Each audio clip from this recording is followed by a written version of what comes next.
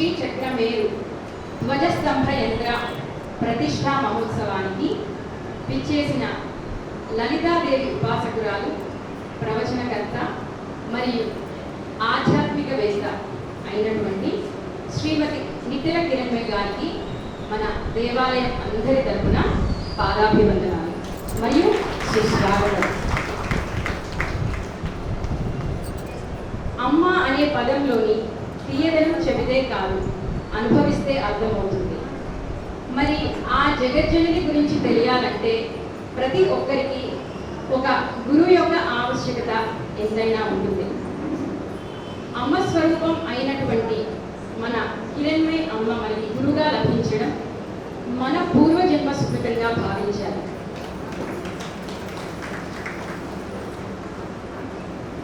ప్రవచన శిరోమణి శ్రీమతి నిట్టెల కిరణ్మయి గారు ఒక గృహిణిగా ఉంటూ సంసార బాధ్యతలు నిర్వర్తిస్తూనే సౌందర్యలహరి, శివానందలహరి, లలితా సహస్రనామ భాష్యం, శివతత్వం, మూగ పంచశతి, దేవి భాగవతం మరియు శంకర వాంగ్మయం మొదలైన స్తోత్రములను మోదీనగర్ సాయిబాబా గుడి, శంకర్ మఠ్ ప్రాంగణాలలో అనేక మంది మహిళా మనులకు చక్కని రాగపణితిలో అర్థ వివరణతో సహా నేర్పించేవారు. ప్రవచనములు కూడా చెప్పేవారు. క్రమంగా అనేక ప్రసార మాధ్యమాల ద్వారా వీరు అశేష జనవాహిని తమ ఆధ్యాత్మిక ప్రవచనాలతో ధర్మ సందేహాలు తీర్చడంలో మాత్రమే కాకుండా సత్ సంప్రదాయ జీవన శైలిని తాను అవలంబిస్తూ అందరినీ అనుసరింపజేస్తున్నారు.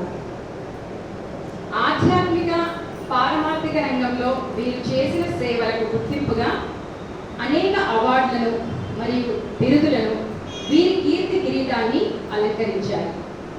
ఇందులో భాగంగా సర్ సివి రామన్ అకాడమీ 2 తెలుగు రాష్ట్రాలలో 2 అవార్డులతో వీరిని సత్కరించింది. లలితా కళావాహిని వారిది, సాహితీ కౌముది వారి జీవన సాఫల్య పురస్కారం, ఇంకా ప్రవచన రత్న, ప్రవచన కుసుమాకర అవార్డు, ఇంకా ఉగాది పురస్కారాలు కూడా వీరిని వరించాయి. ఇంకా అనేక ధార్మిక సభలు, సమావేశాల్లో పాల్గొని ప్రసంగాన్ని కూడా చేశారు. ఎందరికో స్ఫూర్తిదాయకంగా నిలిచిన శ్రీమాత పదార్చన కార్యక్రమం ఉభయ తెలుగు రాష్ట్రాల ప్రజలకే కాకుండా దేశంలోని వివిధ ప్రాంతాల వారిలో ఆధ్యాత్మిక చైతన్యాన్ని ముందుకు తీసుకొచ్చారు. తన ప్రవచనామృతంతో భక్తి భావన నవ్య చేతనంగా తన జీవితాన్ని ప్రేమతత్వం, నిర్మలత్వంతో వెన్నెల జల్లులు కురిపిస్తూ నియమ నిష్టల ఆరాధనా మార్గపు నిబద్ధతాపూర్వకంగా సాగుతున్న జీవన ప్రయాణం వారిది. ఎన్నో జన్మల పురాకృత పుణ్య కర్మ ఫలం వల్ల మాత్రమే అమ్మ పాదాన్ని పట్టుకునే యోగ్యత లభిస్తుంది. అలాంటిది మన కిరణ్మయి అమ్మకి చిన్న వయసులోనే అమ్మవారి అనుగ్రహం లభించింది. అయితే దీనికి ఒక ఘట్టానికి ఉదాహరణగా చెప్పవచ్చు. ఇది నాకు తెలిసి ఎవరికి తెలియకపోవచ్చు. ఈ విషయం చాలా కొంతమందికే తెలుసు. అందరికీ తెలియాల్సిన విషయం తప్పనిసరిగా. అది ఎలా అంటే, అమ్మ ప్రాథమిక పాఠశాలలో చదివే రోజుల్లో ఒక సభలో కిరణ్మయి అమ్మ రామాయణం గురించి వక్తృత్వ పోటీలో పాల్గొనడం జరిగింది. అదే సమయంలో ప్రస్తుతం ఉన్న శృంగేరి పీఠాధీశుడైన శ్రీ శ్రీ శ్రీ భారతీ తీర్థ మహాస్వామి వారు ఆ కార్యక్రమానికి విచ్చేసి ఆ సందర్భంలో అమ్మ యొక్క రామాయణం విని ఆ అమ్మ యొక్క భవిష్యత్తును ముందే ఊహించి వారి అమ్మగారిని పిలిపించి మహాస్వామి వారు తన చేతికి ఎప్పుడు గడియారం పెట్టొద్దు అని సూచించారు. దీనికి అర్థం ఏంటంటే, సూర్య భగవానుడు ఎలా అయితే 24 గంటలు ఆ మణిద్వీప నివాసిని అయిన శ్రీ లలితా పరమేశ్వరి యొక్క ఆదేశంతో తన బాధ్యతను అవిశ్రాంతంగా నిర్వహిస్తున్నాడో, అలాగే అమ్మ కూడా తన ప్రవచనాల ద్వారా అమ్మవారి యొక్క గొప్పతనాన్ని వేలాది మందికి మార్గనిర్దేశనం చేస్తూ సనాతన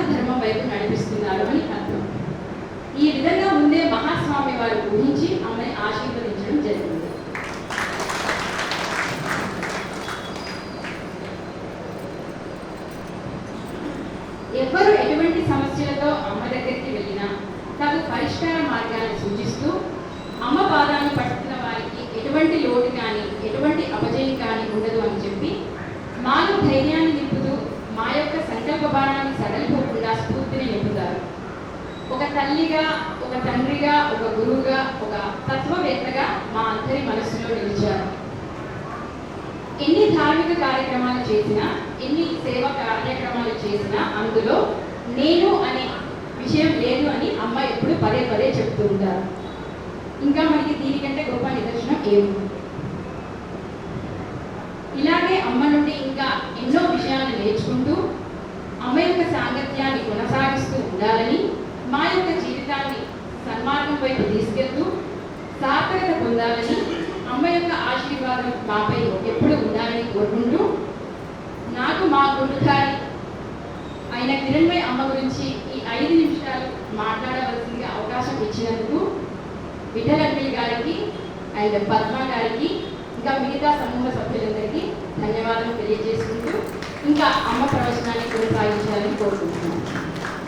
అనావిధైశ్చ కుసుమైరపి భూషితాంగం సంసేవితాంఘ్రి సకలార్థకరం వరేణ్యం లక్ష్మీ సహాయ గణపం సతతం భజామి. అరుణాం కరుణాతరంగితాక్షీం ధృతపాశాంకుశపుష్పబాణచాపాం అణిమాదిభిరావృతాం మయూఖైః అహమిత్యేవ విభావయేద్భవానీ.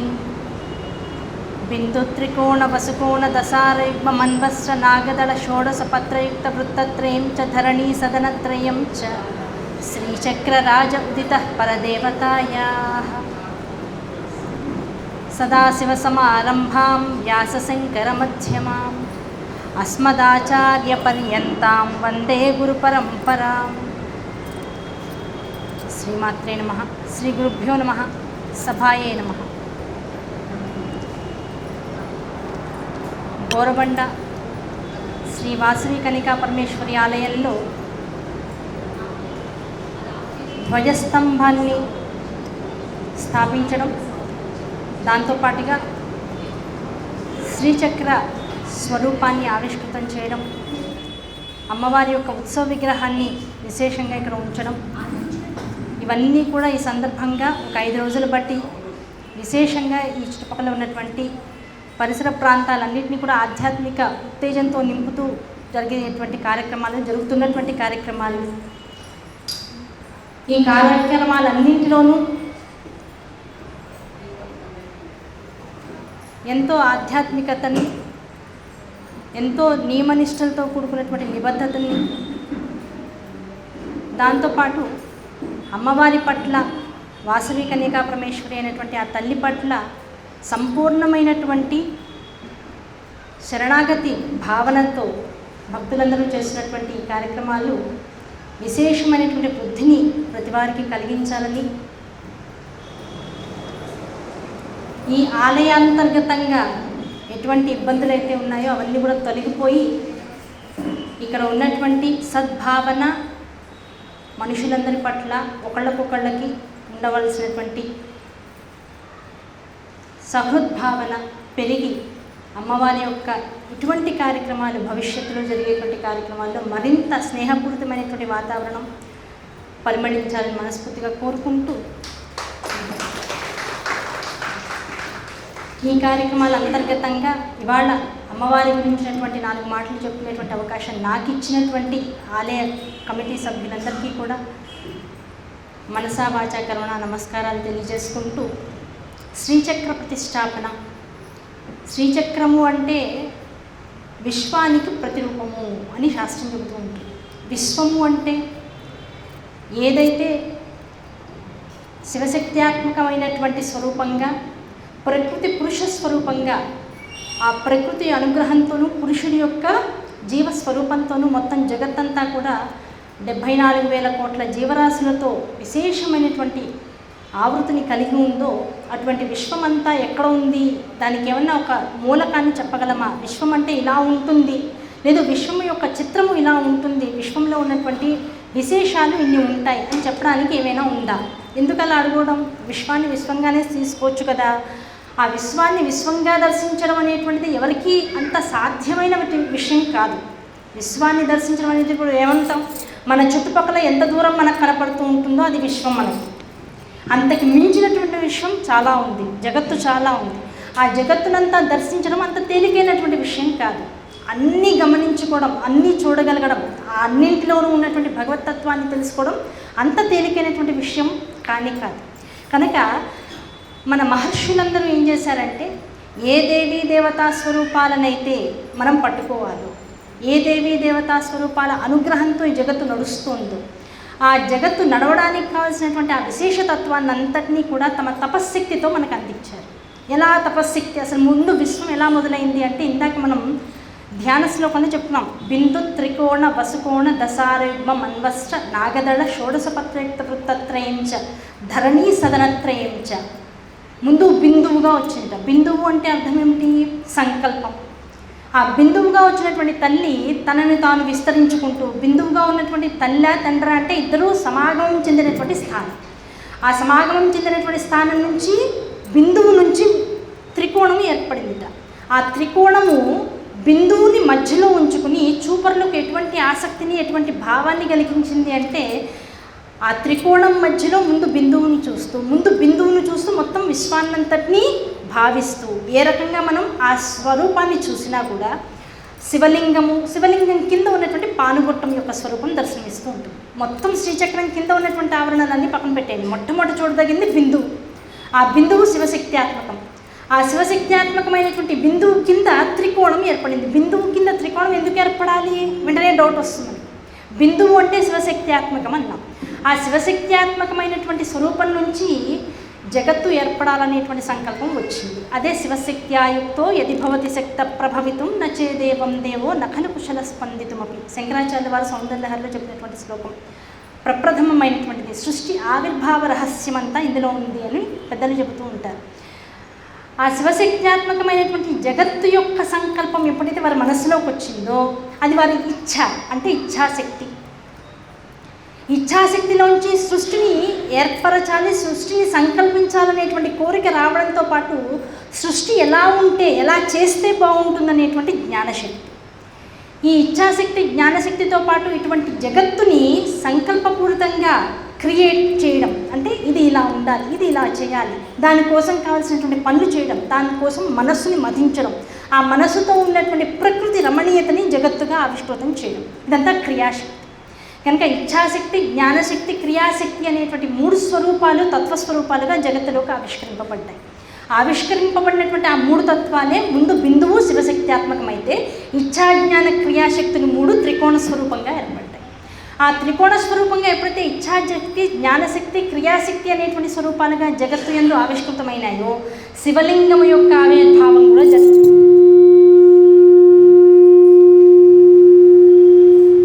ఎప్పుడైతే శివలింగం యొక్క ఆవిర్భావం జరిగిందో దాన్ని ఆ స్వరూపంగా మనం దర్శించడం మొదలెట్టాము. బిందువు శివస్వరూపమైతే త్రికోణములు శక్తి తత్వములు అని మొత్తం శ్రీచక్ర ఆవిర్భావ రహస్యంలో ఒక విశేష నియమంగా చెప్తూ ఉంటారు. త్రికోణములు ఎన్నైతే ఉన్నాయో జగత్తులో అవన్నీ కూడా అమ్మవారి స్వరూపం అనుకుంటే, బిందువులు ఎన్ని ఉన్నాయో అవన్నీ శివస్వరూపాలుగా చెప్పబడుతూ ఉంటుంది. ముందు శివుడు వచ్చాడు, శివుడు ద్వారా అమ్మవారి యొక్క సంకల్ప శక్తి జగత్తుగా ఆవిష్కృతమైంది. అలా ఆవిష్కృతమైనటువంటి జగత్తు ఇచ్ఛాజ్ఞాన క్రియాశక్తులతో విశేషంగా అలరారింది. అటువంటి 3 శక్తులతో కూడుకున్నటువంటి 3 బిందు స్థానములతో కూడుకున్నటువంటి జగత్తు ఇప్పుడు ఏమైంది? ఆ 3 స్థానం నుంచి 8 కోణములుగా విస్తరించింది. ఆ 8 కోణములుగా ఉన్నటువంటిది 16, ఆ 16 తర్వాత 14, 14 తర్వాత మరి 10, అలా తనను తాను విస్తరింప చేసుకుంటూ, ఏమంటే తనకి తానుగా ఎలా విస్తరిస్తుందండి? మీరు చెప్పడానికి బాగుంది, మేము ఊహించుకోవడానికి బాగుంది, కానీ ఇది ఎలా సాధ్యమవుతుంది అని మనం జాగ్రత్తగా పరిశీలిస్తే, ప్రశాంతమైనటువంటి కొలను ఉంది, లేదు ఒక తటాకం ఉంది, ఒక నీటి కొలను ఉంది. ఆ కొలను ప్రశాంతంగా ఉంది, అందులో ఎలాంటి వికారము లేదు. అందులోకి వెళ్ళి సరిగ్గా ఒక రాయి విసిరేసాం. అలా ప్రశాంతంగా ఉన్నటువంటి జలములోకి ఒక రాయిని వేసాం. ఎక్కడ రాయి పడిందో మొదటిగా అది బిందువు. ఎక్కడ రాయి పడిందో అది బిందువు. అక్కడి నుంచి తరంగాలు విస్ఫోటనం చెందుతూ ఉంటాయి, ఏర్పడుతూ ఉంటాయి. ఎన్ని తరంగాలు వచ్చాయి అంటే లెక్క పెట్టలేనన్ని తరంగాలు వచ్చాయి. ఆ తరంగాలన్నీ ఎలా ఉంటాయి? ఈ రాయి ఎంత బలంగా పడిందో దాన్ని అనుసరించి ఒక్కొక్క తరంగము కూడా రకరకాల వైబ్రేషన్స్తో కూడి జలధరిస్తూ అంటే తనలో తాను రమిస్తూ విస్ఫోటనం చెందుతూ ఉంటుంది. అలా ఈ జగత్తు అనబడేటువంటి బిందు స్థానం ఏదైతే ఉందో అది తనను తాను విస్ఫోటనం చెందించుకుంటూ 9 రకాల ఆవరణలుగా విస్ఫోటనం చెంది ఆ విస్ఫోటనంలోంచి కొన్ని త్రికోణాలుగా, కొన్ని చతుర్భుజాలుగా, కొన్ని దశారయుగ్మాలుగా, అష్టదళ కోణాలుగా, దశ కోణాలుగా, 16 అంటే షోడశ దళాలుగా ఉన్నటువంటి కోణముగా ఇన్ని రకాలుగా విస్తరించుకుంటూ వెళ్ళిపోయింది. అలా విస్తరించుకున్నటువంటి మొత్తం శ్రీచక్రం ఏదైతే ఉందో అదే జగత్తు యొక్క స్వరూపం. ఏమండి, అదే జగత్తు యొక్క స్వరూపం అంటే ఇప్పుడు ఆ జగత్తులో ఏమున్నది? శివశక్త్యాత్మకము అని చెప్తున్నాం కదా. ఆ శివశక్త్యాత్మకమైనటువంటి జగత్తులో 43 త్రికోణాలు, 43 త్రికోణాలతో పాటు ఇంకా 5 బిందు కోణాలు అంటే 4 బిందు కోణాలు శివశక్త్యాత్మకం. 5ఏమో శక్తి చక్రాలని చెప్తాం, 4 ఏమో శివచక్రాలు అని చెప్తాం. ఈ 4 శివచక్రాలు 5 శక్తి చక్రాలు రెండు ఇలా ఇంటర్లింక్ అవుతాయి అని చెప్తూ ఉంటుంది.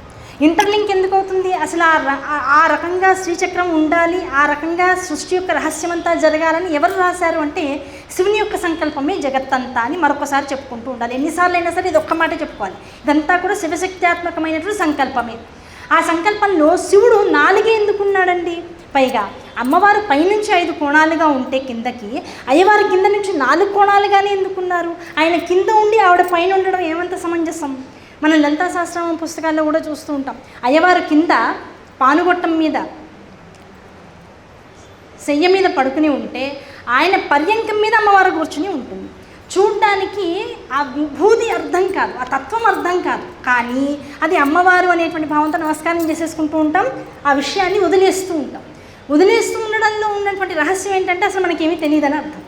ఆ విషయాన్ని తెలుసుకుంటే అయ్యవారు కింద నుంచి ఎందుకు 4 కోణాలుగా విస్తరించారు, అమ్మవారు పైనుంచి 5 కోణాలుగా ఎందుకు కిందకి అధోముఖ చలనం చేస్తూ కనపడుతున్నారు అనేటువంటి విషయాన్ని తెలుసుకుంటే, ఇప్పుడు మనం కింద శ్రీచక్ర ప్రతిష్టాపన జరిగింది 4 రోజులు బట్టి.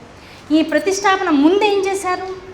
విశేషంగా హోమాలు జరిపించారు. ఋత్విక్కులందరూ కలిసి హోమాలు చేశారు. ఆ హోమాలలో యజ్ఞకుండాన్ని ఏర్పాటు చేశారు. ఆ యజ్ఞకుండాన్ని ఏర్పాటు చేసి చక్కగా యజ్ఞంలో ఉన్నటువంటి అగ్నిని రగల్పజేశారు. అగ్నిని రగిలిస్తే అగ్ని ఏం చేస్తుంది? ఎంత కట్టెలన్నా పెట్టని, ఎంత కర్పూరం అన్నా పెట్టని, ఏమన్నా పెట్టని హోమగుండం లోపల వేశారు. ఆ హోమగుండం లోపల వేసిన అగ్ని కూడా ఏం చేస్తుంది? ఊర్ధ్వముఖ చలనం చేస్తుంది. ఇప్పుడు శివుడు దేంతో సమానం? అగ్నితో సమానం. అగ్నియే శివుడు. ఆ శివుడు అయినటువంటి వాడు ఏం చేశాడు? ఊర్ధ్వముఖ చలనం చేస్తున్నాడు. ఎక్కడ ఉన్నా సరే ఊర్ధ్వముఖ చలనం చేస్తున్నాడు. 4 కోణాలుగా విస్తరించాడు. ఆ 4 కోణాలు ఏముంటాయా అంటే మహత్, అవ్యక్తము అని మొట్టమొదటి చెప్తాం. అవ్యక్తము అంటే వ్యక్తము కానటువంటిది, గోచరము కానటువంటిది, చూడడానికి అవకాశం లేనటువంటిది. అవ్యక్తముగా ఒకటి. అలాగే మహత్తు అంటే దేనిదన్నా ఒక గొప్పతనం చెప్పాలి. అబ్బా ఫలానా గుడికి వెళ్ళానండి, బోరబండలో వాసవి కన్యకా పరమేశ్వర గుడిలో అమ్మవారి యొక్క శ్రీచక్ర ప్రతిష్టాపన చేశారు, అబ్బా ఎంత వైభోగంగా ఉందో. చూసినటువంటి కళ్ళకి తెలుసు, అనుభవించినటువంటి మనస్సుకు తెలుసు. నేను అనుభవించినటువంటి ఆనందాన్నో ఆ విశేషాన్నో ఇంకో 10 మందికి తెలియజేయాలంటే నేను ఎంత చెప్పినా అసలు ఎంత బాగా చేశారో, అసలు ఆ శ్రీచక్రాన్ని చూస్తుంటే ఎంత బాగుందో, దాని బిందు స్థానాన్ని నిజంగా చేత్తో ముట్టుకుంటే అమ్మవారి పాదాలు రెండింటినీ ఒకేసారి ముట్టుకున్నట్లుగా ఆ భావన నా బ్రహ్మరంధ్రం మీద ఉన్నటువంటి అమ్మవారి యొక్క పాదాల యొక్క స్ఫురణను నాకు కలిగించిందనేటువంటి భావన ఎంత చెప్పినా తీసుకునేటువంటి వాడికి అర్థం కాదు. ఎప్పుడు అర్థమవుతుంది అంటే వాడు కూడా అనుభూతిని అనుభవిస్తే కానీ అర్థం కాదు. కనుక దేన్నైనా విశేషంగా చెప్పాలి అంటే అది ఇంకా కష్టంగా ఉందండి. ఈజీగా చెప్పండి. ఇవాళ నేను వంకాయ కూర అద్భుతంగా చేశానండి, కొత్తిమీర కారం పెట్టి చేశాను. తింటే ఆహా అద్భుతం అనిపించింది. ఆ అద్భుతం నేను అద్భుతం అంటుంటే నీకు అర్థం కాదు, అది నువ్వు తింటే తప్ప నీకు అర్థం కాదు. ఏదైనా అనుభూతి చెందాలి. అనుభూతి చెందితే కానీ అర్థం కానటువంటిది ఏదైతే ఉంటుందో ఆ అనుభూతి కూడా ఎంతో విశేషంగా శ్రమిస్తే తప్ప, సాధకుడుగా మనిషి స్థాయి నుంచి తపస్సు చేస్తూ నీ స్థాయిని పెంచుకుంటే తప్ప ఆధ్యాత్మికమైనటువంటి ఆ పరాస్వరూపానికి సంబంధించినటువంటి మహత్వం తెలుసుకోవాలంటే అంత తేలికైనటువంటి విషయం కాదు. కనుక మనస్సుకి గోచరము కానటువంటిది, కళ్ళతో గ్రహించలేనటువంటిది, కేవలం అనుభూతి ద్వారా మాత్రమే ఆస్వాదించదగింది ఏదైతే ఉంటుందో అది మహత్తు అని చెప్పబడుతూ ఉంటుంది. కనుక ఆ శివస్వరూపమైనటువంటి త్రికోణాలలోంచి ఏమొచ్చిందయ్యా అంటే ముందు అన్నింటికన్నా అవ్యక్తమైనటువంటి స్థితి వచ్చింది. అవ్యక్తము అంటే ఏమంటే ఇంతమంది బతికి ఉన్నాం కదా, ఇంతమంది చరిస్తున్నాం కదా జగత్తులో, మనలో అవ్యక్త స్వరూపంగా పరమేశ్వరుడు ఉన్నాడు అని చెప్తున్నాడు. ఆయనే ఆత్మస్వరూపుడు. అందరిలో ఆత్మ ఒకటే ఉంది అన్నాం. అది వ్యక్తం అవుతుందా? ఏమండి, అందరం ఒకటే అంటే మీరు నేను అందరం ఒకటే అంటే కుక్క పంది కూడా ఒకటే అంటే అన్నిట్లో ఉన్నది పరమేశ్వరుడు ఆత్మస్వరూపమే అంటే ఆత్మ ఏది కనపడట్లేదు, భౌతికంగా ఉన్నటువంటి శరీరం కనబడుతుంది తప్ప వాటి దేహాంతర్గతంగా వాటికి ఉన్నటువంటి జాతి లక్షణాలని బట్టి వచ్చేటువంటి స్వరాల్ని వినగలుగుతున్నాను తప్ప అవి చేసేటువంటి క్రతువుల్ని చూడగలుగుతున్నాను తప్ప విడిగా లోపల ఉన్నటువంటి ఆత్మ పరమేశ్వరుడే అనేటువంటి విషయం ఎలా తెలుస్తుంది అంటే అదే అగోచరము, అవ్యక్తము. ఆ అవ్యక్త స్థితిని తెలుసుకోవడం అంత తేలికైన విషయం కాదు. ఆ అవ్యక్తముగా అన్నింటి యందు ఉన్నటువంటి వాడు ఎవడైతే ఉన్నాడో వాడు పరమేశ్వరుడు. అది అవ్యక్తము. రెండవది మహత్తు. ఆయన మహత్తు ఇంత అని చెప్పడానికి అవకాశం లేదు. మనిషి దగ్గర నుంచి కాదు బ్రహ్మ దగ్గర నుంచి దోమ దాకా ఉన్నటువంటి సకలమైనటువంటి చరాచర జగత్తులో బండ దగ్గర నుంచి నీటి దాకా ఏవైతే ఈ సకల చరాచర జగత్తులో ఉన్నటువంటి పరమేశ్వరుని నుంచే ఆవిష్కృతమైనటువంటి జీవజాలము, జంతుజాలము, వివిధమైనటువంటి ఆకారాలు, ప్రవృత్తులు ఉన్నాయో అన్నింటి యందు తాను మహత్స్వరూపంగా ఉన్నాడు. ఆ మహత్వం అంటే ఇంత ఉన్నాడా అంత ఉన్నాడో, ఈగలో ఉన్నట్టు ఉన్నాడు. ఈగ ఎంత ఉందో అంతలో ఉన్నాడు. మనిషిలో మనిషి ఎంతో అంత ఉన్నాడు. బ్రహ్మలో బ్రహ్మ ఎంతో అంత ఉన్నాడు. తను ఇంతనే ఉంటాడు, ఇలాగే ఉంటాడు, లేకపోతే ఇంతకు మించి ఉంటాడు అని చెప్పడానికి అవకాశం లేనటువంటి వాడు కనుక మహత్స్వరూపాన్ని కలిగి ఉన్నటువంటి వాడు మహత్తుగా ఉన్నాడు. తర్వాత బుద్ధి మూడవ స్థితి. బుద్ధి అంటే ఒక్కొక్కళ్ళదే ఒక్కొక్క బుద్ధి అండి, అవునా కదా? అన్ని బుద్ధులు కలిపితే ఆ బుద్ధి అంతటిలో ఉన్నటువంటి ఎసెన్స్ ఏదైతే ఉందో, ఈ బుద్ధి అనేటువంటి దానికి మూల పదార్థం ఏదైతే ఉందో అదే తానుగా ఉన్నటువంటి వాడు. ఈ బుద్ధి తర్వాత ఉన్నటువంటిది ఏమిటి? అహంకారం. అంటే నేను. ఈ నేను ఒకళ్ళ అహంకారం కాదు, ఇంకొకళ్ళ అహంకారం కాదు, మొత్తం జగత్తులో ఉన్నటువంటి సృష్టి మూలకానికి అంతటికీ మధ్యలో ఏదైతే అహంకారం ఉందో ఇది జగత్తు, ఇది పరమాత్మ రెండుగా విభజించిపోయిందిగా. ఆ రెండుగా విడబడినప్పుడు అహంకారం అనేటువంటిది ప్రజ్వలించింది. కనుక ఇప్పుడు పరమేశ్వరుడు యొక్క రూపాలు ఎలా ఉన్నాయి కోణాలలో? ఒకటి అవ్యక్త దశలో, ఒకటి మహత్ దశలో, మూడవది బుద్ధి దశలో, నాలుగవది అహంకార దశలో ఉన్నాయట. ఈ నాలుగు ప్రజ్వలిల్లుతున్నాయి, ఊర్ధ్వముఖ చలనం చేస్తున్నాయట. అలా ఉన్నటువంటి హోమగుండంలో మరి హవిస్సు వేయాలిగా, నెయ్యి వేయాలిగా, ఏదైనా ఘృతముతో కలిపి హోమగుండంలో వేస్తూ ఉండాలి. వేస్తే కదా అప్పుడు ఇదంతా ప్రజ్వరిల్లి అసలైన ఫలం మనకి లభిస్తుంది.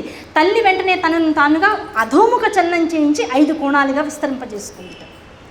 అంటే ఇప్పుడు చూడండి, ఇప్పుడు శ్రీచక్రము అంటే అర్థం ఏమిటి? ఏదో కింద ప్రతిష్ఠించారండి, ఏదో కళ్ళతో చూసాం కానీ మాకు ఇంకా అర్థం కాలేదు అంటే ఇప్పుడు మనం చేసినటువంటి హోమగుండంలో ఉన్నటువంటి రహస్యాన్ని తెలుసుకుంటే కింద ఉన్నటువంటి హోమగుండంలో ఉన్నటువంటి హోమ విశేషం అదంతా పరమేశ్వర స్వరూపం అనుకుంటే, పైనుంచి వేసినటువంటి హవిస్సులు ఏవైతే ఉన్నాయో అవన్నీ అమ్మవారి యొక్క స్వరూపంగా మనం స్వీకరిస్తే అమ్మవారు ఏం వేస్తుందిట?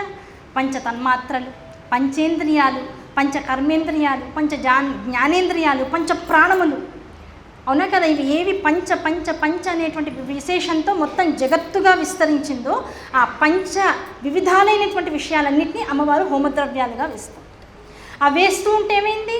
ప్రాణముతో కూడుకున్నటువంటి ప్రాణ అపాన వ్యాన ఉదాన సమానములు అనేటువంటివి 5 కూడా ఆవిర్భాగంలో హోమగుండంలో పడుతున్నాయి ఆవిర్భాగంగా.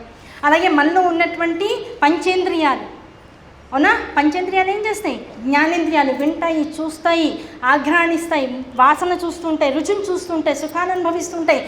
జ్ఞానేంద్రియాలు. కర్మేంద్రియాలు పాదాలతో నడుస్తూ ఉంటాయి, మలమూత్ర విసర్జన చేస్తూ ఉంటాయి, చూసేదానిలో చేసేదానిలో అనుభవించేదానిలో ఉన్నటువంటి తత్వాన్ని తెలుసుకుంటూ ఉంటాయి జ్ఞానేంద్రియాలు.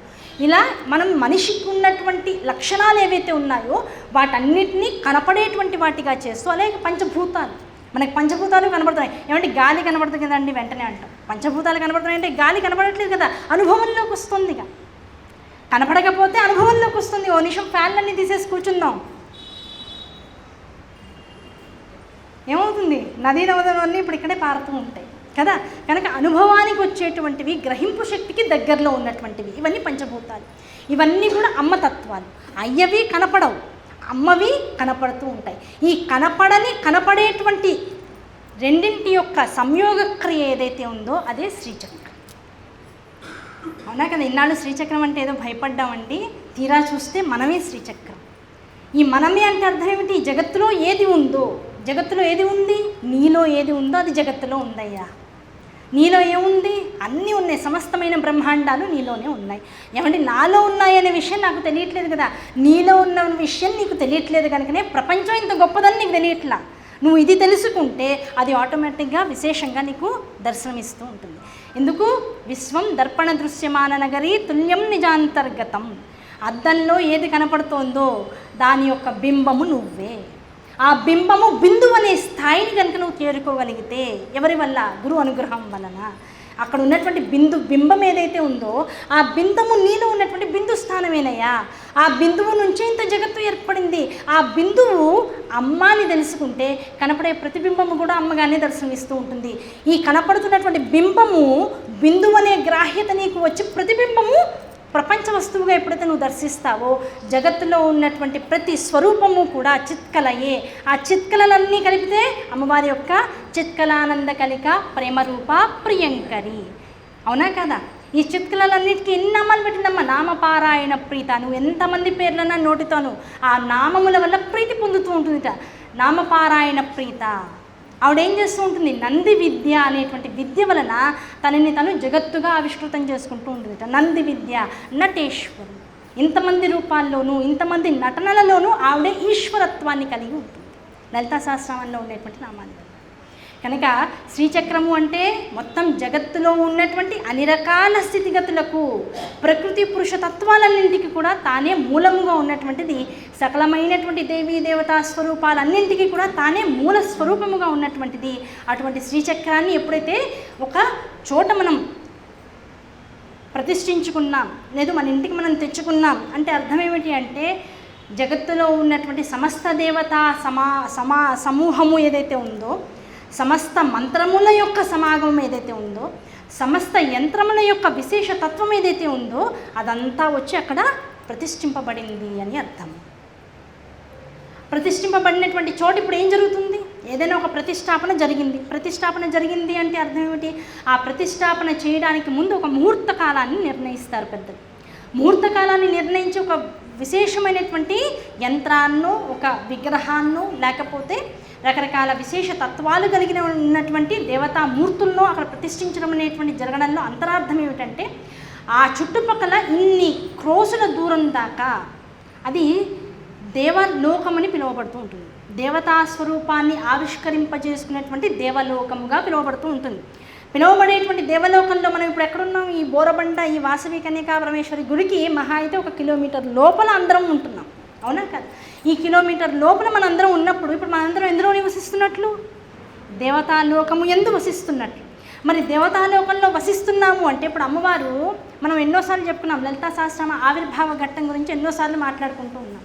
ఆవిర్భావ ఘట్టంలో ఏం జరిగింది? భండాసురుడి యొక్క ఆవిర్భావం జరిగింది. అవునా? వాడు వచ్చాడు జగత్తులోకి. ఎప్పుడు వచ్చాడు? మన్మధుడు శివుణ్ణి అమ్మవారిని పరిణయమాడడం కోసం ఏ స్కందోత్పత్తి అయితే జరగాలో ఆ స్కందోత్పత్తి సమయంలో అమ్మవారిని వివాహం ఆడాలి పరమేశ్వరుడు.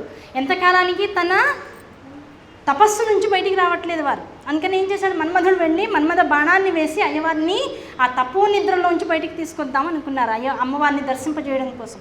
కానీ ఈ లోపల ఏమైంది? ఎక్కడ బాణం పడిందో అది వెళ్ళి ఇక్కడ పాలభాగాన ఉన్న 3వ నేత్రానికి తగిలింది. దేన్ని తడితే దాన్నే జాగ్రత్త అవస్థలోకి తీసుకురాగలిగినటువంటి చైతన్యమూర్తి ఆయన. 3వ కంటిని వెళ్ళి బాణం తగిలింది, 3వ కంటిని తెరిచాడు. తెరవంగానే ఏమైంది? ఎదుర్కొండా ఉన్నది భస్మమైంది. క్రోధాగ్నితో భస్మమైనటువంటి రాశిగా మన్మధుడి యొక్క శరీరం అంతా పడిపోయింది. ఆ పడిపోయినటువంటి రాశిలోంచి ఒక గణాచార్యుడు వచ్చి అద్భుతంగా అందంగా ఉంది. ఇప్పుడు మనిషి ఉండంగా అందంగా ఉండడం వేరు, రాశీభూతమైనటువంటి భస్మంగా మారిన తర్వాత కూడా అందంగా భస్మం కనపడడం ఒక విశేషతత్వం. ఆ భస్మంగా పడి ఉన్నటువంటి రాశిని చూసి ఆశ్చర్యపోయి, అబ్బాయి ఇంత అందంగా ఉంది బూడిద, దీంతో ఏదైనా చేయాలని చేసేసాడు. బ్రహ్మ ఆవిష్కృతం కాకుండా గణాచార్యులలో ఉన్నటువంటి ఒక గణేశ్వరుని యొక్క ఆవిష్కృతమైనటువంటి మనిషి యొక్క ప్రస్థానం జగత్తులో మొదలైంది. ఆ ప్రస్థానం మొదలైన తర్వాత ఏమైంది? ఆ బండు అనేటువంటి వాడు ఎలా ఉన్నాడు? వాడు మహేశ్వరుడి యొక్క క్రోధాగ్నిలోంచి పుట్టినటువంటి వాడు కదా. ఆ క్రోధాగ్ని యొక్క బండతనం అంటే గట్టితనం అంతా వాళ్ళలోకి వచ్చింది. తామసిక గుణాలన్నీ వాళ్ళలో ఉన్నాయట. ఉండి ఎక్కడ అడుగు వేస్తే అక్కడ భూమి లోపలికి వెళ్ళిపోతుంది. విశేషమైనటువంటి బలంతో ఉన్నటువంటి వాడుగా ఉన్నాడు. ఏం చేయాలో తెలీదు, ఎందుకు వచ్చాడో తెలీదు, ఎవరిచ్చే రాబడ్డాడో తెలీదు. కానీ జగత్తులో తిరుగుతున్నాడు. అంత బలంతో తిరుగుతూ మొత్తం చూపరులకు భయాందోళనను కలిగించేటువంటి స్థితిని కలిగి ఉన్నటువంటి వాడు కనుక వెంటనే శుక్రాచార్యుల వారు వచ్చి తన వశం చేసుకుని శిష్యుడిగా స్వీకరించి మంత్రం ఇచ్చి నువ్వు తపస్సు చేయమన్నాడు. తపస్సు చేసే బ్రహ్మగారు వచ్చారు.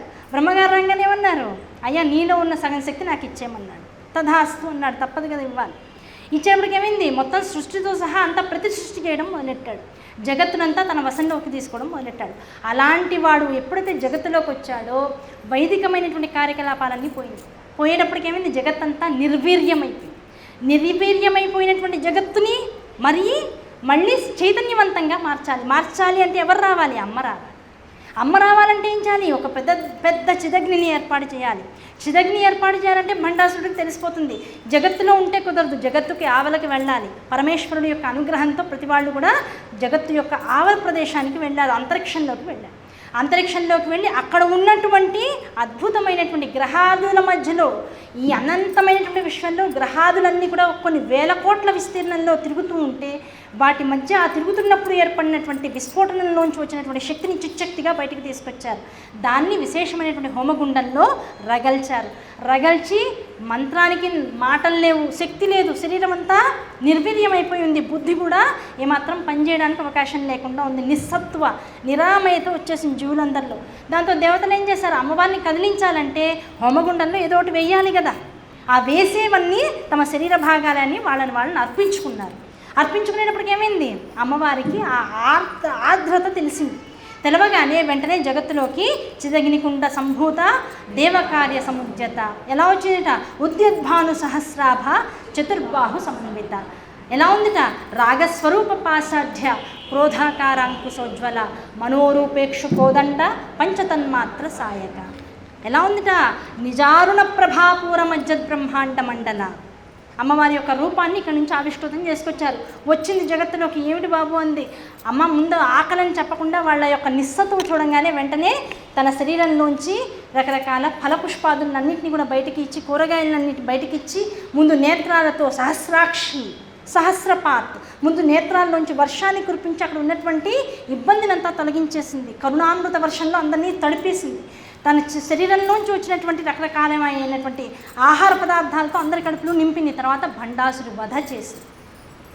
ఆ భండాసుర వధ చేసిన తర్వాత ఏం చేశారు, అమ్మ నువ్వు ఇక్కడే ఉండిపో అన్నారు. ఆవిడేముంది, ఆ బాబు ఇక్కడ ఎలాగో ఉంటాను కానీ నా అసలు ప్రదేశం ఉందయ్యా, అదే మన మణిద్వీపం. సుధాసింధోర్మధ్యే సురవిటపి వాటి పరివృతే మణిద్వీపే నీపోపవనవతి చింతామణి గృహే శివాకారే మంచే పరమశివ పర్యంక నిలయాం భజంతి త్వాం ధన్యాః కతిచన చిదానంద లహరి.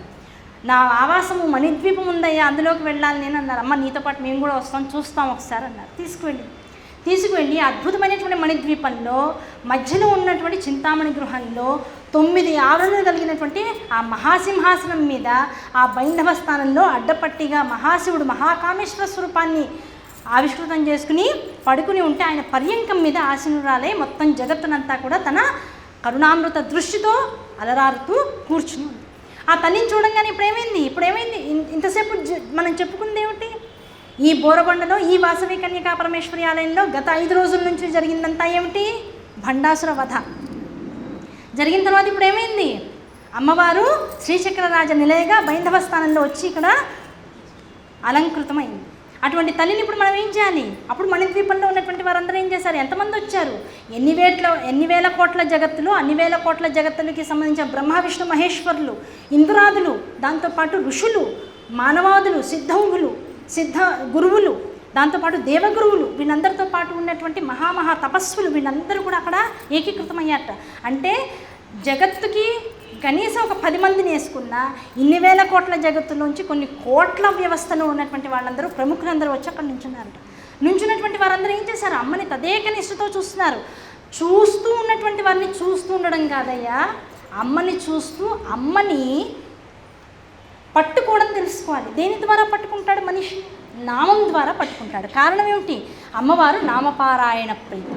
ఆ నామాన్ని ఎప్పుడైతే నువ్వు పట్టుకుంటావో, నామంతో అమ్మవారిని విశేషంగా అర్చన చేస్తావో, ఆ నామానికి సంబంధించినటువంటి తత్వస్వరూపాన్ని అమ్మ స్వరూపంగా నువ్వు దర్శనం చేయగలుగుతావో, అప్పుడేమవుతుంది, మళ్ళీ భండాసురుడు పుట్టడానికి అవకాశం లేకుండా జగత్తంతా కూడా రక్షణ కవచం లోపల ఉంది. కనుక వెంటనే వసిన్యాది వాగ్దేవతలు ఏం చేశారు? ఈ ఉన్నటువంటి వాళ్ళందరికీ లలితా సహస్రనామాన్ని ఉపదేశించారు.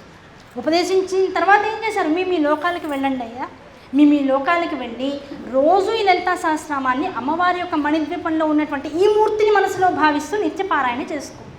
ఆ నిత్యపారాయణ వల్ల ఏం జరుగుతుంది? ఏ మూర్తి దర్శనం అయితే జరిగిందో ఆ మూర్తి స్థిరముగా మనసులో నిలుస్తుంది. దాన్ని మనం ప్రకరణంగా తీసుకుని ఈ బోరబండలో ఈ వాసవి కన్యకా పరమేశ్వరి ఆలయంలో మనం గత 5 రోజులుగా చేసుకుంటున్నటువంటి ఈ కార్యక్రమంలో ఈ ప్రతిష్టాపన ఏదైతే జరిగిందో ఆ ప్రతిష్టాపన అంతర్గతంగా అమ్మవారు ఏ లలితా సహస్రనామాన్ని అయితే మనకి అందించిందో, ఏ సౌందర్యలహరిని అయితే శంకరాచార్య వారి అనుగ్రహంతో జగత్తుకంతా విస్తరింపజేసిందో అటువంటి స్తోత్రాదులన్నింటినీ కూడా నిత్యపారాయణ చేయాలి. ఎన్నాళ్ళు చేయాలి అంటే కనీసం 45 రోజుల పాటు. ఎలా? నియమనిష్ఠులతో అని చెప్పి. ఏ ప్రతిష్టాపన జరిగినా 45 రోజుల పాటు ముందు నియమనిష్టలతో నిత్యము, ఇవాళ ఎంతమంది ఉన్నారో, నిన్న ఎంతమంది ఉన్నారో, రేపు ఎంతమంది వస్తారో శోభాయాత్రకి అంతమంది కూడా కొన్నాళ్ల పాటు దీని యొక్క విశేషమైనటువంటి ఒక విధానంగా తీసుకుని, ఒక తపస్సుగా తీసుకుని నిత్యపారాయణ గుడిలో జరిగేటట్లుగా చేయాలి. అలా చేయడం వల్ల ఏం జరుగుతుంది? ఎక్కడ నిత్యపారాయణ జరుగుతుందో, ఇందాక కూడా అదే నామం చెప్పుకున్నా, ఇప్పుడు మళ్ళీ అదే నామం, నామపారాయణ ప్రీత.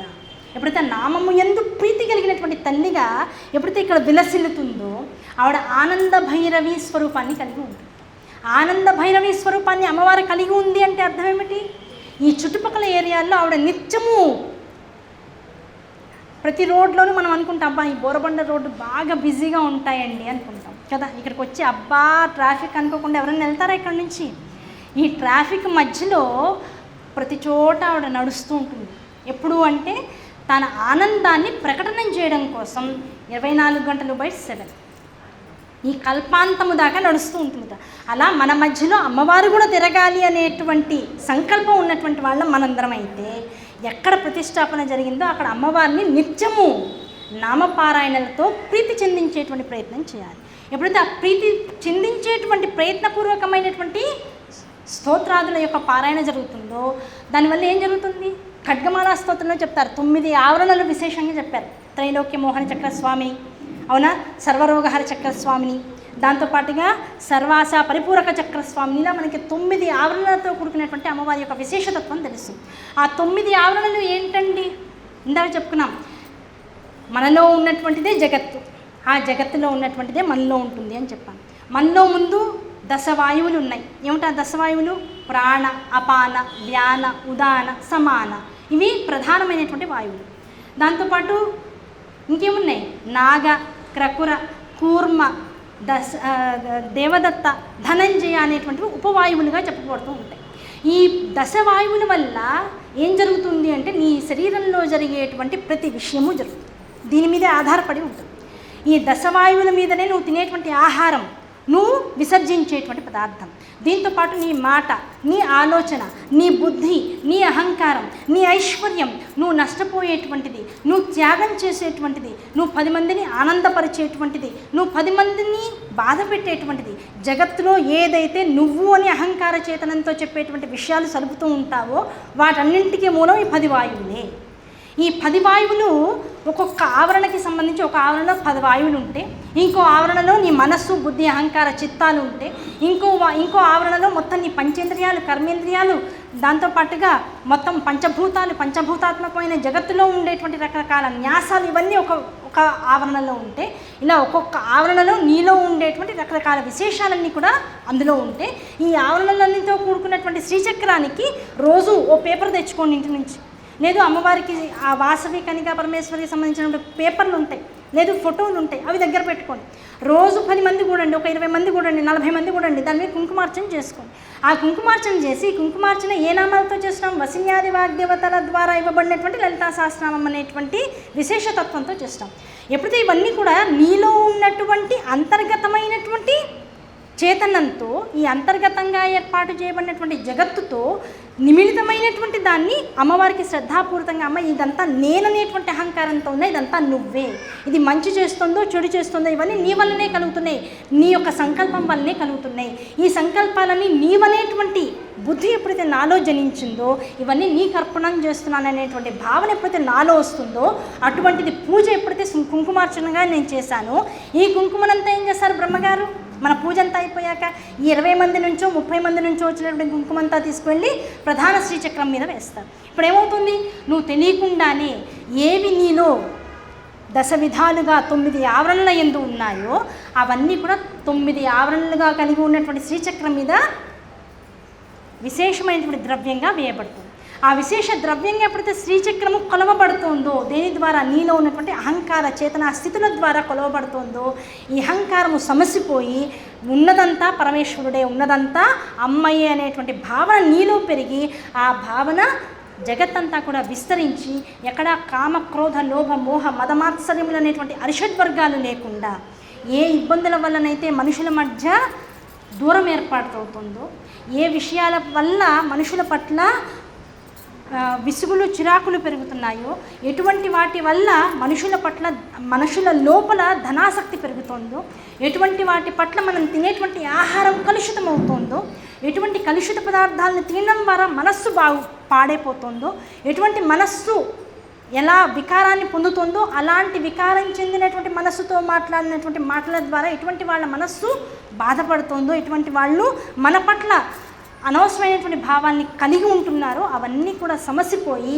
అంతటా అమ్మ నామపారాయణం వల్ల ప్రేమ రూపం అనేటువంటిది విస్తరించింది.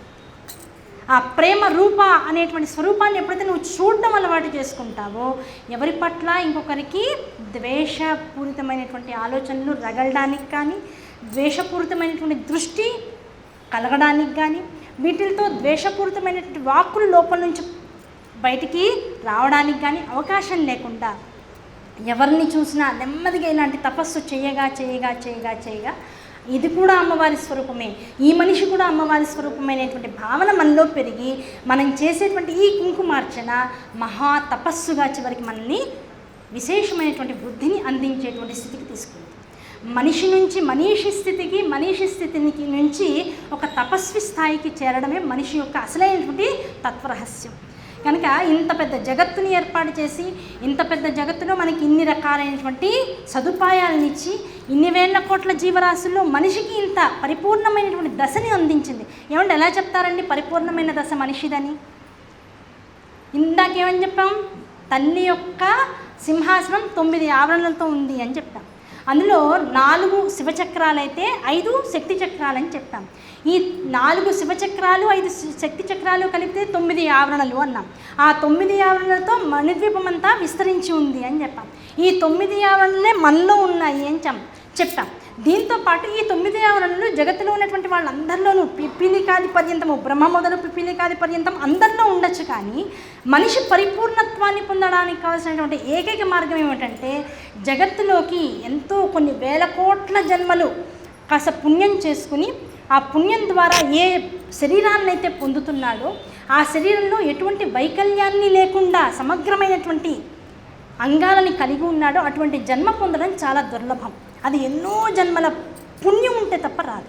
దాంతోపాటు ఎటువంటి అంగవైకల్యము లేకుండా, అంటే అర్థం ఏమిటి, వైకల్యము అంటే వికారము లేకుండా శరీరం అంతా కూడా సరైన కొలతలతో ఉండి మాట వినేటువంటి శక్తి, దాంతోపాటు చూసేటువంటి జ్ఞానం, చూసేదాన్ని వినేదాన్ని అనేదాన్ని కూడా గ్రహింపు శక్తి, ఇవన్నీ ఎప్పుడైతే నీకు ఇవ్వబడ్డాయో ఇటువంటి శక్తి మనిషికి ఒక్కడికి ఒక జన్మలో వచ్చింది అంటే ఎన్నో వేల కోట్ల పూర్వజన్మల యొక్క ఫలితం మాత్రమే. అటువంటి ఫలితాన్ని పొందినవాడు ఏం చేస్తున్నాడు, ఆ ఫలితాన్ని సాఫల్యం చేసుకోవడం కోసం తల్లి గర్భంలో 9 నెలల పాటు ఉంటున్నాడు. ఇప్పుడు ఈ 9 దేంతో సమానం, అమ్మవారి శ్రీచక్రంలో ఉన్న ఆవరణలు 9, అవునా కదా? అమ్మవారి యొక్క శ్రీచక్రం పైన ఉన్నటువంటి ఏవైతే ధాతువులు అని చెప్తామో ఆ ధాతువులు 9. ఆ నవధాతువులతో వచ్చినటువంటి శిశువు తల్లి గర్భంలో ఉండేది 9 నెలల పాటు. ఆ 9 నెలల పాటు తల్లి గర్భంలో ఉన్నవాడు జగత్తులోకి వచ్చిన తర్వాత మళ్ళీ 9 స్థానాన్ని పట్టుకోవడం కోసం వివిధమైన మార్గాల ద్వారా ఒక గురువుని ఏర్పాటు చేసిన ఆ గురువు ద్వారా మళ్ళీ 9 అనబడేటువంటి అత్యంత పరిపూర్ణ దశకు తీసుకువెళ్ళగలిగేటువంటి స్థితిని పొందడం మనిషి ఒక్కడి వల్లే అవుతుంది. అందుకే మొన్న ఒక ప్రవచనంలో చెప్పుకున్నాం, అయ్యా పొద్దున్నే ఎందుకు లేవాలి, అబ్బాయి ఇవాళ సండే కదా 10ంటికి లేస్తాను, ఇవాళ సండే అని నీకు తెలుసు కనుక 9ంటికి లేవకు, తొందరగా లే. కుక్కకి పందికి తెలుసా ఇవాళ సండేనో మండేనో? పిల్లలు అడిగితే ఇంక ఇలాగే చెప్పాలి, అవునా కదా? అవునా కదా? మా పిల్లలు ఎప్పుడు తిడుతూ ఉంటారు, మా అమ్మ ఎప్పుడు కూడా రూమ్ బాగు చేసుకోమని చెప్పదట. ఏం చెప్తుంది? ఏం చెప్తుంది? కుక్కలు పందులు కూడా పడుకునేటప్పుడు అవి పడుకునే ప్లేస్ని శుభ్రంగా చేసుకుని పడుకుంటాయి అని చెప్పి వదిలేస్తుంది అమ్మ. అవునా కదా? అంటే ఇప్పుడు పిల్లలకి ఏమర్థమైనట్టు? తిట్టినట్టు కాదు, తిట్టనట్టు కాదు.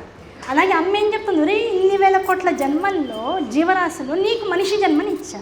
ఎందుకు ఇచ్చా? నువ్వు పందివి కాదు, కుక్కవి కాదు కనుక ఇచ్చా.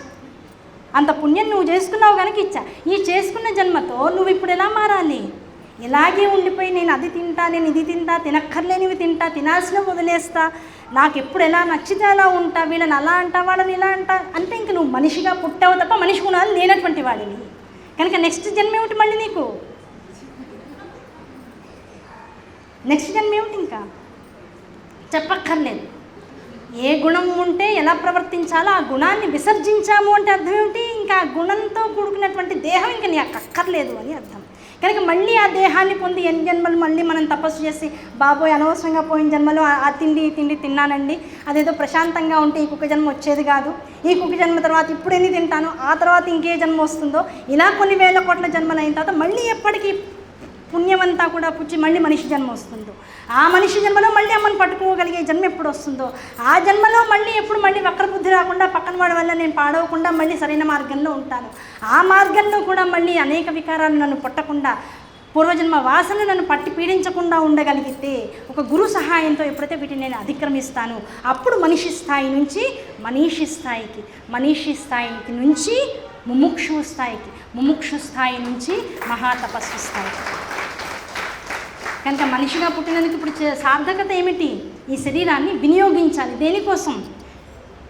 ఆహారము శరీరాన్ని పోషించుకోవడం కోసం, నీరు దీన్ని సరైనటువంటి పునాది వేయడం కోసం, గాలి ఇది బతికి ఉండడం కోసం, దీనికి కావాల్సినటువంటి తత్వ విచారణ నువ్వు మళ్ళీ మనిషిగా పుట్టకుండా పరదేవతలో లయమైపోవడం కోసం.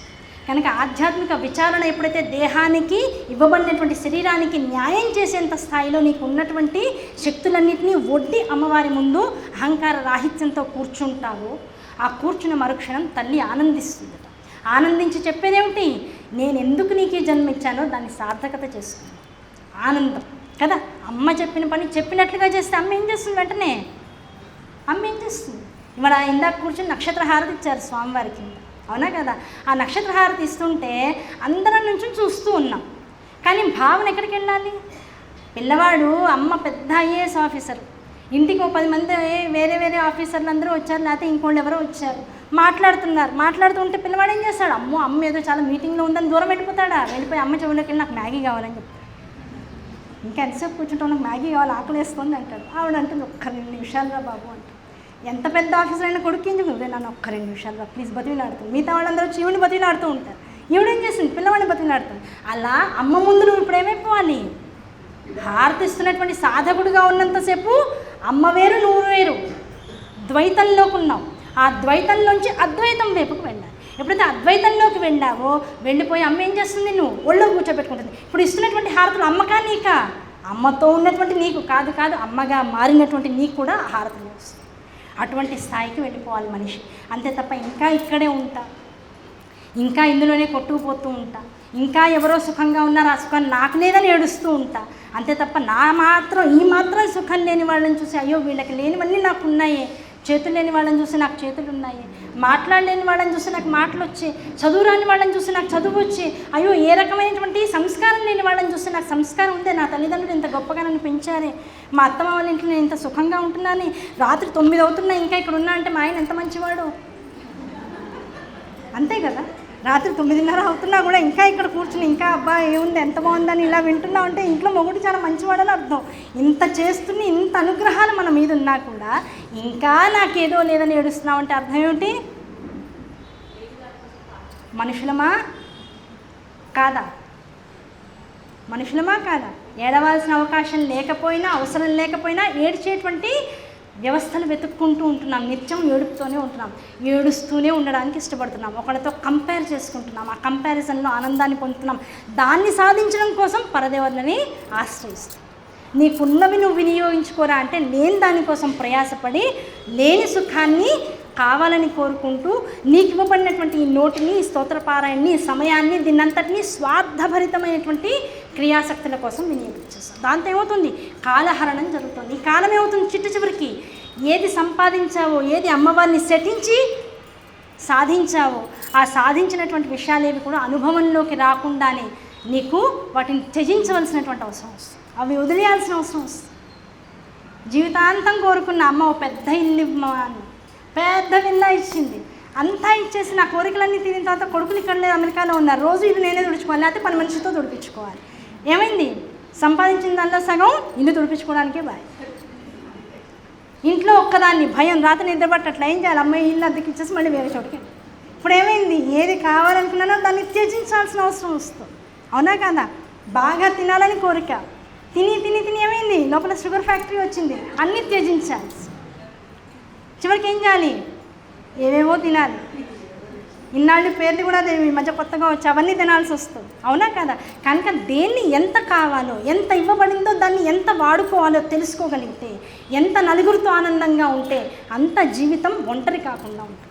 ఎంత నలుగురితో సత్సాంగత్యం చేస్తూ ఉంటామో అంత జీవితంలో ఆనందం అనేటువంటి స్థిరస్థాయిగా నిలిచిపోతుంది. దేన్ని సమతుల్యంగా భగవంతుడు మనకి ఇచ్చాడో దాన్ని ఇంకాస్త సేవ్ చేసుకుంటూ ముందుకు అడుగు వేస్తాము, అది మన భవిష్యత్ తరాలకు ఇచ్చినటువంటి వాళ్ళం అవుతాం. ఇవన్నీ కూడా ప్రాథమిక మౌలిక సూత్రాలు జీవనానికి.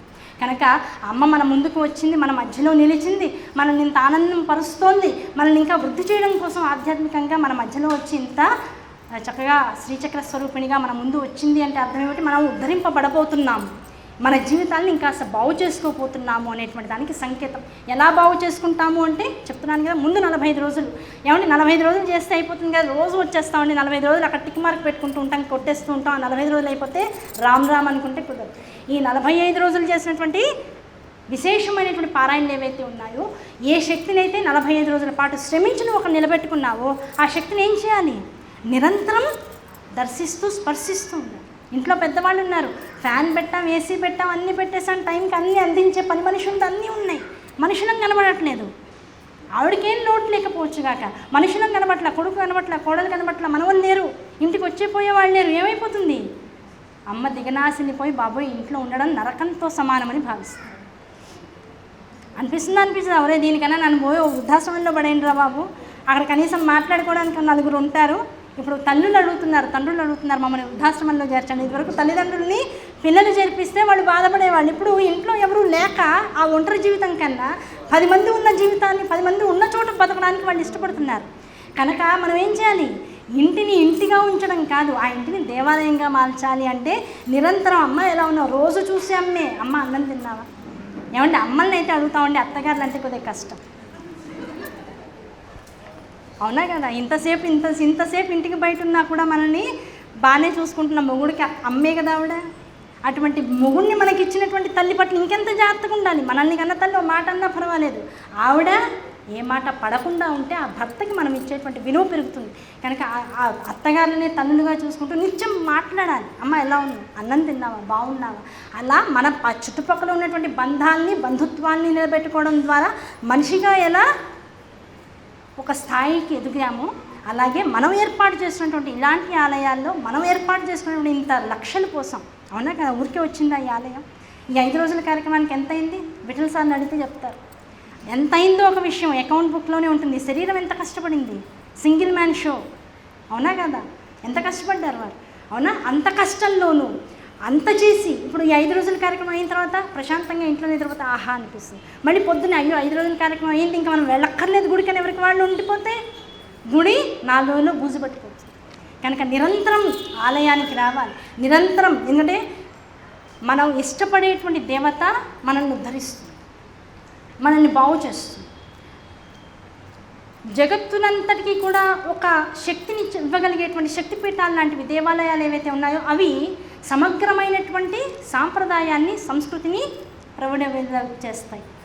అదే కులదేవత కనుక ఉన్నట్లయితే ఆ కులదేవతని కనుక మనం సరిగా కొలుచుకోలేకపోతే, ఆ ఉన్నటువంటి క్షేత్రాన్ని నిర్లక్ష్యం చేసినట్లయితే నెమ్మదిగా కులక్షయం జరుగుతుంది. ఇది నేను చెప్పిన మాట కాదు సుమ, ఇది నేను చెప్పిన మాట కాదు, శాస్త్రం చెప్తున్నటువంటి మాట. కుల దేవతకి విశేషమైనటువంటి ఇంట్లో కూడా మన దేవత మండపం ఉంటుంది. పెద్దలను అడగండి, గురువులు ఉంటే చెప్తారు. ఏం చెప్తారు? మొట్టమొదటి స్థానం అన్నింటికన్నా పెద్ద పీట ఎవరికి వేయాలి అంటే కులదేవతకి వేయాలి. ఒక్కొక్కళ్ళ ఇంట్లో ఒక్కొక్క కులదేవత ఉంటుంది, అవునా కదా? ఇక్కడ ఉన్నటువంటిది వాసవి కన్యకా పరమేశ్వరి స్వరూపం. ఆవిడ వైశ్యుల కులముకంతటికి కూడా ఆవిడ అధిష్టాత్రి. అటువంటి దేవాలయం ఉంది ఇక్కడ అంటే ఎంతో అదృష్టం చేసుకుంటే కానీ రాదు. ఆ కులదేవతకి ఇంత పెద్ద ఆలయం ఉండడం అనేటువంటిది ఒక విశేషమైనటువంటి కథ. ఆ దేవతకి ఇన్ని లక్షల కోట్లు పెట్టి ఇంత విశేషంగా చేసుకున్న తర్వాత అమ్మని పలకరించడానికి 10 మంది రావట్లేదు అంటే ఇంక అంతకు మించినటువంటి దుర్దశ ఏదైనా ఉందా? ఆ మహోన్నతమైన పీఠ మీద అమ్మవారిని కూర్చోబెట్టిన తర్వాత పూట పూట అమ్మ నేను వచ్చాను కాదు, అమ్మ నువ్వు నేను ఇద్దరం ఒకటే, ఆ నువ్వు నేను ఇద్దరం అనేటువంటి భావన నాలో ఇంకాస్త పెరిగేదాకా నిత్యం నీ దర్శనం నేను చేసుకుంటూ ఉండాలి. గుడికి ఎందుకు రావాలండి? జగత్తంతా ఉన్నటువంటి ఆ శక్తి ఏదైతే ఉందో అన్ని చోట్ల ఉంది కదా, అన్ని చోట్ల ఉన్న శక్తిని అనుభవిస్తూ పోతే చాలు కదా, గుడికి ఎందుకు రావాలి? ఒరే అన్ని చోట్ల ఉన్నటువంటి శక్తి ఒకటే అయినా ఆ శక్తికి ఒక చోట కేంద్ర స్థానము ఆకర్షణ శక్తి అనేటువంటిది ఏర్పాటు చేశాం కొన్ని రకాల వాస్తు నియమాలు ఆగమశాస్త్ర నియమాలని బట్టి. ఆ శక్తి దగ్గరికి వచ్చాం, ఏమైంది? ఈ సభలో ఎక్కడైనా కూర్చుని మాట్లాడచ్చు. ఇక్కడ మాట్లాడితే ఉన్నంత శక్తి అక్కడ కూర్చుని మాట్లాడితే వాయిస్కి రాదు. కారణం ఇక్కడ ఆ వ్యవస్థ ఏర్పాటు చేయబడింది. ఇక్కడ దీనిలో ఒక మైక్ ఏర్పాటు చేస్తారు, దీంట్లో మాట్లాడితే బయట వాళ్ళకు కూడా వినపడేటువంటి శక్తి ఇక్కడ ఉన్నటువంటి విషయాలకు ఉంది. ఈ ఎత్తైనటువంటి పీఠం మీద కూర్చోవడం వల్ల 10 మందికి కనబడేటువంటి అవకాశం మనకు ఉంది. ఇలాంటి వ్యవస్థలో కూర్చుని మాట్లాడితే చేసేటువంటి పని 10 మందికి ఉపయుక్తంగా మారుతుంది. అవునా కదా? అలాగే గుడి అనేటువంటి దేనికి దోహదకారి? నువ్వు చేసేటువంటి పని సమగ్రంగా ఒక కార్యస్థితిని పొందాలన్నా, ఆ కార్యంలో ఎటువంటి విపత్తులు రాకుండా ఉండాలన్నా, నువ్వు చేసేటువంటి ఆలోచనలు సమగ్రమైనటువంటి విషయంగా 10 మందికి ఆనందాన్ని కలిగించాలన్నా, నువ్వు దేన్ని నష్టపోకుండా నీ జీవితంలో ఒక అడుగు ముందుకు వేయాలన్నా, ఒక ఆకర్షణ శక్తి, ఒక సమగ్రమైనటువంటి చైతన్యాన్ని నీకు ఇవ్వగలిగినటువంటి ఒక శక్తి కేంద్రం గుడి. అందుకని నువ్వు గుడికి రా. ఆ గుడికి వచ్చి నీలో ఉన్నటువంటి మలినాలను ముందు బయటికి తీసేసుకునే ప్రయత్నం చేయి. ఆ మలినాలను తీసేయగలిగే శక్తి దేనికి ఉంది? నామపారాయణలకు ఉంది. ముందు స్తోత్ర పారాయణలు చేయి, కుంకుమార్చనలు చేయి, రోజు అష్టోత్తర శతనామాలతో పూజ చేయించుకో. ఏమంటే రోజు ఇంట్లో చేసుకుంటాం కదండి, ఇంట్లోనే ఒక అరగంట గంట పడుతుంది, మళ్ళీ గుడికి వచ్చి చేసుకోవాలా? ఇంట్లో ఉండి చేసేటువంటిది కొంత నువ్వు ఏర్పాటు చేసుకునేటువంటి వ్యవస్థలో చేసేటువంటి పూజ, అది ఇంటి బాగు కోసం. గుడికి వచ్చి చేసుకునేటువంటి పూజ సమగ్రమైనటువంటి చిత్కలానంద కలిక, అమ్మవారి చిత్కలా స్వరూపంగా జగత్తంతా విస్తరించింది. ఆ చిత్కలానంద కలిక ఆనందకలితమైనటువంటి ప్రపంచాన్ని దర్శనం చేసుకోవాలి. ఎక్కడ ఉపద్రవాలు రాకూడదు, వంశాలు బాగుండాలి, కులాలు విస్తరించాలి, దీంతోపాటు అందరూ ఆనందంగా ఉండాలి. ఆనందంగా ఉండేవాళ్ళు మనం కూడా ఉండాలి. ఆ భావనతో బ్రహ్మగారు నోరు, ఆ బ్రహ్మగారు ఎవరు? మంత్రాధిష్టానం, మంత్రాన్ని వశం చేసుకునేటువంటి వారు. ఆ మంత్రాధిష్టానికి అమ్మవారు వశమై ఉంటుంది. అటువంటి అమ్మవారిని వశం చేసుకున్నటువంటి బ్రహ్మగారి నోట్లోంచి చేసేటువంటి సంకల్పాదులతో చేసేటువంటి పూజ నీకు అమితమైనటువంటి శక్తిని ఇస్తుంది. అటువంటి పూజ వలన గుడి ఇంకాస్త పూకటి వేళ్లతో చక్కగా గట్టిగా నిలుస్తుంది, ఇంకాస్త లోపలికి వెళ్తాయి వేళ్ళు, ఇంకాస్త గట్టితనం వస్తుంది, కాండానికి విస్తరిస్తుంది జగత్తంతా. దానికోసం గుడికి రావాలి. దానివల్ల వంశము విస్తరిస్తుంది, మనకున్నటువంటి ఆధ్యాత్మిక చింతన విస్తరిస్తుంది, సమాజంలో ఆధ్యాత్మికత సంతరించుకుంటూ ముందుకు వెళ్తూ ఉంటుంది. ఇటువంటి లాభాలన్నీ మనసులో పెట్టుకుని గుడిని వృద్ధి చేసుకోవాలి, దాంతోపాటు మనం వృద్ధి చెందాలి. ఈ వృద్ధులన్నీ కలిపితే జగత్తంతా కూడా అమితమైనటువంటి అమ్మవారి స్వరూపంగా దర్శనం ఇస్తూ ఉండాలి. అది ప్రతిదానికి కూడా మూలమైనటువంటి విశేషం. అటువంటి విశేషాన్ని తెలుసుకుంటూ ఇంత అద్భుతమైనటువంటి స్థితిగతుల్లో ఇక్కడ ఈ సభలో మనందరం కలవడం అనేటువంటిది అమ్మవారు ఇచ్చినటువంటి ఒక అద్భుతమైనటువంటి అవకాశంగా మనందరం స్వీకరిస్తూ ఈ అద్భుత అవకాశాన్ని మళ్ళీ ఇంకెక్కడో ప్రతిష్టలు జరిగితే ఎక్కడికో పోతూ ఉంటాం, బస్సులెక్కి రైళ్ళెక్కి ఎక్కడికో వెళ్తూ ఉంటాం, అక్కడ ఫలానా చోట పెద్దగా ప్రతిష్టాపన చేశారట అని. మన దగ్గర అమ్మవారు ఇంత ఈజీగా మనం నడుచుకుంటూ రాగలిగేటంత సమీపంలోకి మనల్ని తీసుకొచ్చి కూర్చోబెట్టింది అంటే మనల్ని బాగు చేయడం కోసం మాత్రమే. కనుక ఆ బాగు చేసేటువంటి సమయాన్ని వృధా చేసుకోకుండా బాగుపడడం కోసం ఏ భవిష్యత్తు అయితే మనకి ఇవ్వబడిందో ఆ భవిష్యత్తుని ఆనందదాయకంగా మలుచుకోవడం కోసం నిరంతరం అమ్మవారి దర్శనం చేసుకుందాం. అందరం అభివృద్ధి మార్గంలో నడుద్దాం, మన వంశాలను వృద్ధి చేసుకుందాం. వాసవి కన్యకా పరమేశ్వరి అనుగ్రహంతో కుల వృద్ధి, దాంతోపాటుగా జగత్తు యొక్క అభివృద్ధి, దీనంతటిని కూడా సంకల్పపూరితంగా చేసుకుంటూ అందరం ఆనందంగా ఉందాం. ఇటువంటి అవకాశాన్ని ఇచ్చినటువంటి ప్రతి వారికి కూడా మనసా శిరసా వచసా మనసు మరోసారి నమస్సులు తెలియజేసుకుంటూ శ్రీమాత్రే.